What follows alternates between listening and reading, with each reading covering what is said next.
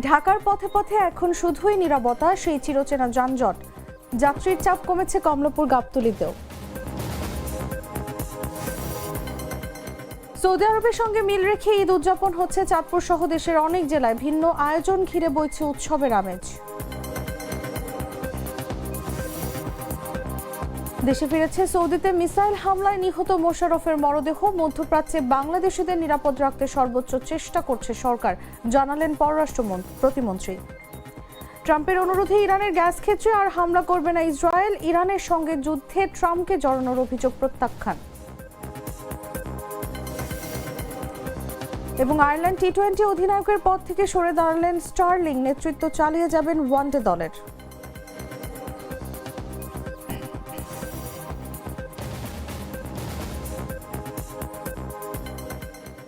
এতক্ষণ শুনছিলেন সংবাদ শিরোনাম। দর্শক, আমন্ত্রণ দুপুর 3টা নিউজে। সাথে আছে আমি Taslima Tithi. Treat chocolate, treat moment, sweet moment. চলে যাচ্ছি পুরো খবরে। রাত পোহালে মুসলিম ধর্মাবলম্বীদের অন্যতম বৃহৎ ধর্মীয় উৎসব ঈদ উল ফিতর। ঈদ ঘিরে চলছে টানা ছুটি। এরই মধ্যে রাজধানী ছেড়েছে বহু মানুষ, ফলে ঢাকা এখন অনেকটাই ফাঁকা। কোথাও নেই চিরচেনা যানজট অথবা মানুষের কর্মকোলাহল, নেই কানে জ্বালা ধরা গাড়ির হর্নের তীব্র আওয়াজ। সব মিলিয়ে চেনা রূপ হারিয়ে ফাঁকা ঢাকার পথে পথে এখন শুধুই নীরবতা। শুক্রবার সকালে রাজধানীর মতিঝিল, পল্টন, কারওয়ান বাজার, আগারগাঁও, শ্যামলী, কল্যাণপুর, দারুস সালাম ও টেকনিক্যাল সহ বিভিন্ন সড়ক ঘুরে ফাঁকা ঢাকার এমন চিত্র দেখা গেছে। সরেজমিনে দেখা যায় রাজধানীর প্রায় সব সড়ক ফাঁকা, কোথাও কোনো যানজট নেই। যানবাহনের সংখ্যাও অনেক কম। ঢাকার ভেতরে চলাচল করা কিছু গণপরিবহনের দেখা মিলছে মাঝে মধ্যে। সেগুলোতে যাত্রী উপস্থিতিও স্বাভাবিক সময়ের চেয়ে কম। কোনো কোনো বাস স্টপেজে হাতে গোনা যাত্রীর দেখা মিলছে। তবে যানবাহন কম থাকায় গন্তব্যে যেতে সড়কে দাঁড়িয়ে গাড়ির জন্য অপেক্ষা করতে হচ্ছে যাত্রীদের। স্বাভাবিক সময়ে ঢাকার যে পথ পাড়ি দিতে ঘন্টার পর ঘন্টা লেগে যায়, সেখানে এখন খুব অল্প সময়ে পৌঁছানো যাচ্ছে। কোথাও যানজটে আটকে থাকার দৃশ্য নেই, নেই ট্রাফিক সিগন্যাল। প্রধান সড়কগুলো প্রায় ফাঁকা। দু একটি ব্যক্তিগত গাড়ি, সিএনজি কিংবা রিকশা ছাড়া গণপরিবহনও চলছে টুকটাক।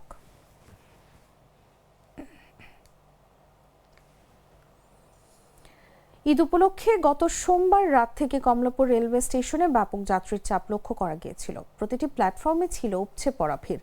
কমলাপুর থেকে ছেড়ে যাওয়া প্রায় প্রতিটি ট্রেনের ভেতর যেমন যাত্রী ছিল, তেমনি অনেককে ট্রেনের ছাদেও যাত্রা করতে দেখা গেছে।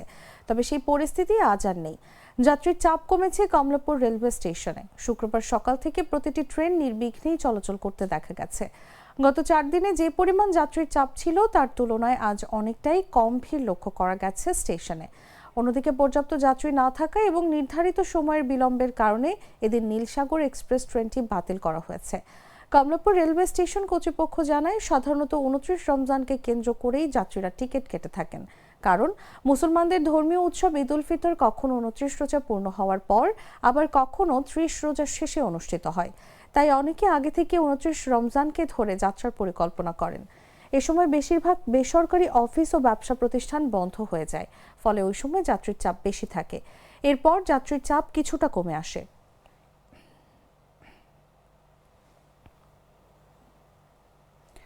রাতারাতি পাল্টে গেছে রাজধানীর গাবতলী বাস টার্মিনালের চিত্র। বৃহস্পতিবার পর্যন্ত যেখানে ঈদে ঘরমুখো মানুষের চাপ ছিল, সেখানে আজ অনেকটাই ফাঁকা।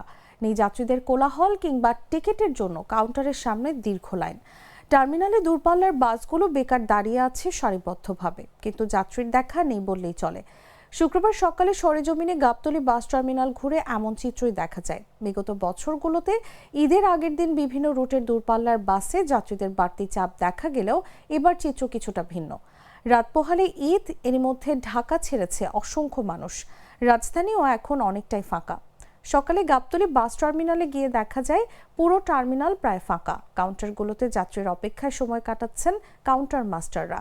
কাউন্টারের সামনেই হাঁকডাক ছেড়ে যাত্রী খুঁজছেন পরিবহন শ্রমিকেরা। মাঝে মধ্যে হাতে গোনা কিছু যাত্রী আসছেন কাউন্টারে। কোনো কোনো কাউন্টারে আবার গাড়ি ছাড়ার অপেক্ষা করছেন যাত্রীরা।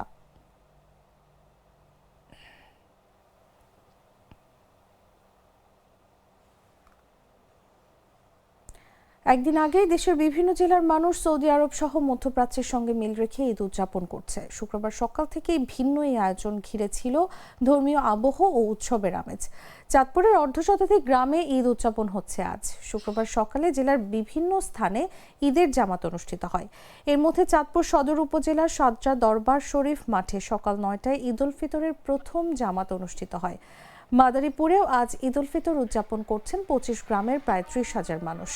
এছাড়াও বরিশাল নগরী সহ জেলার 5 উপজেলায় প্রায় 5,000 পরিবার, পটুয়াখালীর 35টি গ্রামের প্রায় 25,000 মানুষ, ফরিদপুরের বোয়ালমারী উপজেলার প্রায় 13টি গ্রামে, বরগুনার বিভিন্ন গ্রামের প্রায় 20,000 মানুষ, ঝালকাঠির রাজাপুরে ও লক্ষ্মীপুর, কুড়িগ্রাম, বগুড়া, টাঙ্গাইল, দিনাজপুর, ভোলা, শরীয়তপুর, চাঁপাইনবাবগঞ্জের বিভিন্ন জায়গা সহ আরও অনেক জেলায় ঈদের নামাজ অনুষ্ঠিত হয়েছে।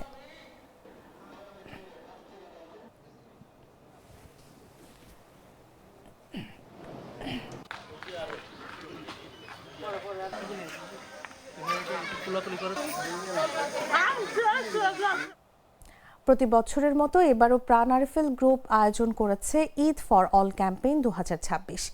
সুবিধা বঞ্চিত শিশুদের মাঝে ঈদের আনন্দ ছড়িয়ে দিতে এই উদ্যোগ যেন ঈদের আগেই উৎসবের আমেজ এনে দেয়। রাকিব হাসানের পাঠানো তথ্যচিত্রে বিস্তারিত জাগো ডেস্ক রিপোর্টে। এটা প্রাণ কোম্পানি দিয়েছে আমাদেরকে ঈদের জন্য দিয়েছে, অনেক ভালো লাগছে। রাজধানীর মিরপুরে শিশু একাডেমির মাঠ, চারদিকে শিশুদের কোলাহল, হাসি আর উচ্ছ্বাস। কারো হাতে সেমাই, কারো হাতে দুধ চিনি, আবার কারো হাতে বিস্কুট, চিপস আর নুডলস। ঈদের আনন্দ যেন আগেভাগেই ছুঁয়ে গেছে তাদের জীবন। প্রতি বছরের ধারাবাহিকতায় সুবিধা বঞ্চিত শিশুদের মুখে হাসি ফোটাতে ঈদ ফর অল ক্যাম্পেইন 2026 আয়োজন করেছে প্রাণ আরএফএল গ্রুপ। এতে সহযোগিতা করছে কারিতাস বাংলাদেশ। মিরপুরে আয়োজিত এই কর্মসূচিতে প্রায় 200 শিশুর মাঝে বিতরণ করা হয় ঈদ উপহার সামগ্রী। উপহার তুলে দেন কারিতাস বাংলাদেশের প্রোগ্রাম অফিসার অসীম ঘোষ। ঈদের আনন্দ সবার জন্য, এই বার্তা নিয়েই শিশুদের পাশে দাঁড়িয়েছে আয়োজকরা। ছোট ছোট এই উপহারই যেন তাদের জীবনে নিয়ে এসেছে বড় এক খুশির বার্তা। সেমাই আছে, দুধ আছে, আবার নুডলস আছে, বিস্কিট আছে। এটা প্রাণ কোম্পানি দিয়েছে, আমার অনেক ভালো লাগছে। এটা আমাদের উপকারের জন্য দিয়েছে। এটা পেয়ে আমাদের কাছে ঈদ মনে হচ্ছে। উপহার পেয়ে শিশুদের চোখে মুখে আনন্দের ঝিলিক। এমন উদ্যোগ তাদের মনে করিয়ে দেয় তাদের জন্যও কেউ ভাবছে। কারিতাস বাংলাদেশের প্রোগ্রাম অফিসার অসীম ঘোষ কৃতজ্ঞতা জানালেন প্রাণ আরএফএল গ্রুপের চেয়ারম্যান ও নির্বাহী কর্মকর্তা আহসান খান চৌধুরীর প্রতি। প্রাণ গ্রুপকে অনেক ধন্যবাদ এবং কৃতজ্ঞতা জানাই এই ধরনের সহায়তা চাওয়ার সঙ্গে সঙ্গে আমাদের শিশু পরিবারের মধ্যে প্রদান করার জন্য।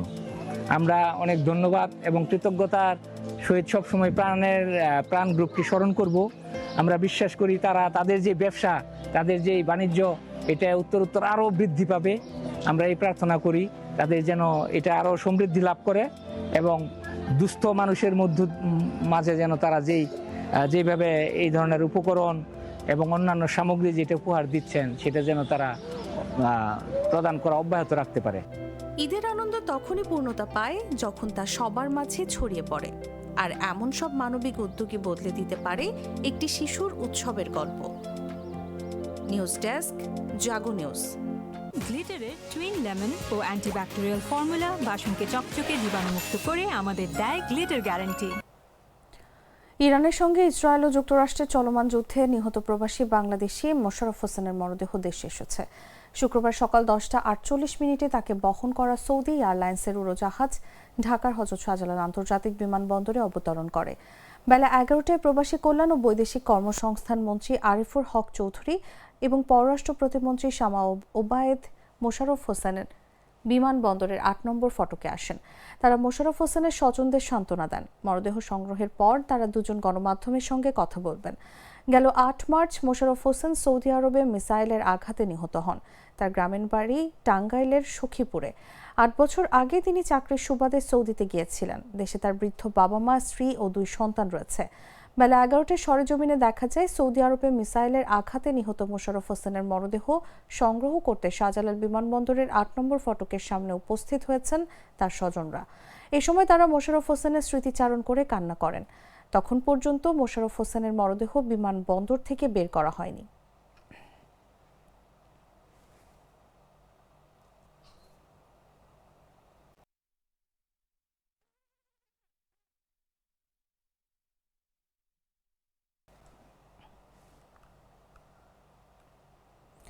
চলমান যুদ্ধ পরিস্থিতিতে মধ্যপ্রাচ্যে অবস্থানরত প্রবাসী বাংলাদেশিদের নিরাপত্তা নিশ্চিত করতে সরকার কূটনৈতিক পর্যায়ে সর্বোচ্চ চেষ্টা করছে বলে জানিয়েছেন পররাষ্ট্র প্রতিমন্ত্রী শামা ওবায়েদ। বলেন, এই বৈশ্বিক সংকটের একমাত্র সমাধান কূটনৈতিক আলোচনা। শুক্রবার বেলা 11:30টায় ঢাকার হযরত শাহজালাল আন্তর্জাতিক বিমানবন্দরের ৮ নম্বর ফটকের সামনে এক ব্রিফিংয়ে তিনি কথা বলেন। এদিন বেলা 11:15টায় ইরানের সঙ্গে ইসরায়েল ও যুক্তরাষ্ট্রের চলমান যুদ্ধে নিহত প্রবাসী বাংলাদেশি মোশাররফ হোসেনের মরদেহ শাহজালাল বিমানবন্দরে আসে। তার পরিবারের সদস্যদের সহানুভূতি জানাতেই পররাষ্ট্র প্রতিমন্ত্রী বিমানবন্দরে যান। মধ্যপ্রাচ্যে বাংলাদেশের মিশনগুলো শতভাগ কাজ করছে জানিয়ে শামা ওবায়েদ বলেন, মধ্যপ্রাচ্য প্রবাসীদের নিরাপত্তা নিয়ে সংশ্লিষ্ট মন্ত্রণালয়গুলো কাজ করছে। পাশাপাশি মিশনগুলোর সঙ্গে সার্বক্ষণিক যোগাযোগ রাখা হচ্ছে। অনেক প্রবাসী দেশে আসতে চান, তাদের জন্য বিমান বাংলাদেশ এয়ারলাইন্সের সঙ্গে বিশেষ ফ্লাইট পরিচালনা নিয়ে কথা হচ্ছে।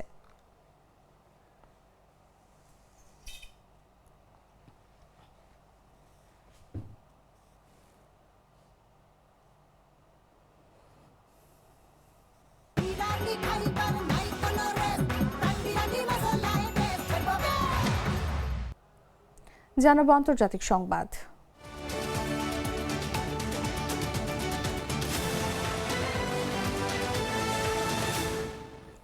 ইসরায়েলের প্রধানমন্ত্রী বেঞ্জামিন নেতানিয়াহু জানিয়েছেন, যুক্তরাষ্ট্রের প্রেসিডেন্ট ডোনাল্ড ট্রাম্পের অনুরোধে ইরানের গ্যাস ক্ষেত্রে ভবিষ্যৎ হামলা থেকে বিরত থাকবে ইসরায়েল।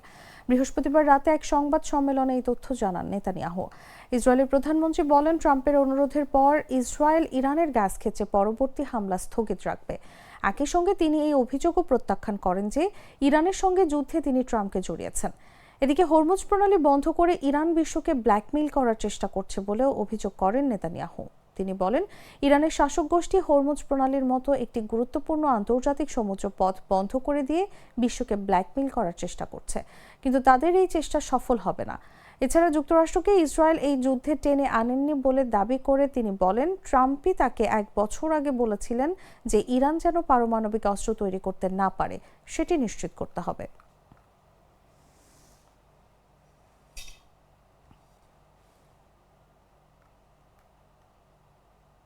সংবাদ শেষ করব খেলার খবর জানিয়ে।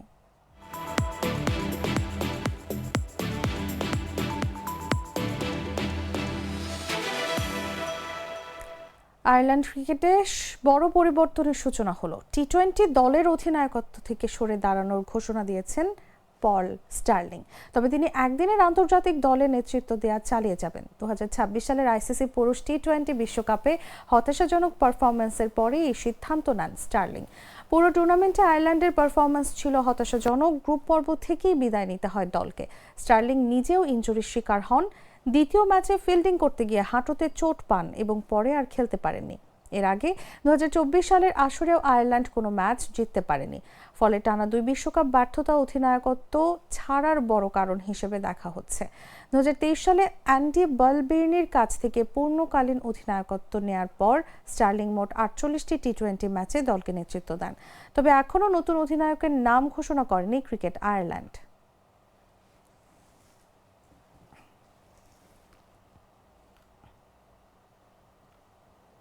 দর্শক, সংবাদ শেষ করার আগে শিরোনামগুলো জানিয়ে দিচ্ছি আরও একবার।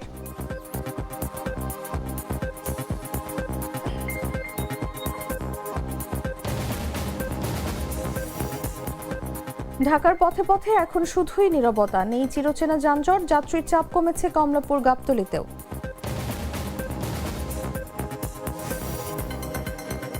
সৌদি আরবের সঙ্গে মিল রেখে ঈদ উদযাপন হচ্ছে চাঁদপুর সহ দেশের অনেক জেলায়। ভিন্ন আয়োজন ঘিরে বইছে উৎসবের আমেজ। দেশে ফিরেছে সৌদিতে মিসাইল হামলায় নিহত মোশাররফের মরদেহ। মধ্যপ্রাচ্যে বাংলাদেশিদের নিরাপদ রাখতে সর্বোচ্চ চেষ্টা করছে সরকার, জানালেন পররাষ্ট্র প্রতিমন্ত্রী।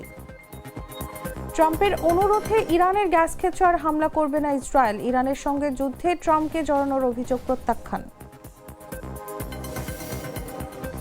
এবং আয়ারল্যান্ড টি-20 অধিনায়কের পদ থেকে সরে দাঁড়ালেন স্টার্লিং, নেতৃত্ব চালিয়ে যাবেন ওয়ানডে দলের।